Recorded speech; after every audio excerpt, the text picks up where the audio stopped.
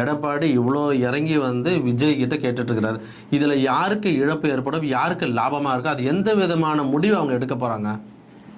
Sir, இவர் வந்து கிட்டத்தட்ட நீங்கள் சீனியர் ஜேர்னலிஸ்டாக சொல்லலாம், ஒரு பொதுமக்கள் மைண்ட் செட்டில் இருந்து யோசிச்சு சொல்லுங்கள். அதான் எடப்பாடி வந்து ஆல்ரெடி தமிழ்நாட்டை ஆண்டுட்டார், 4.5 வருஷம் ஆண்டுட்டார்.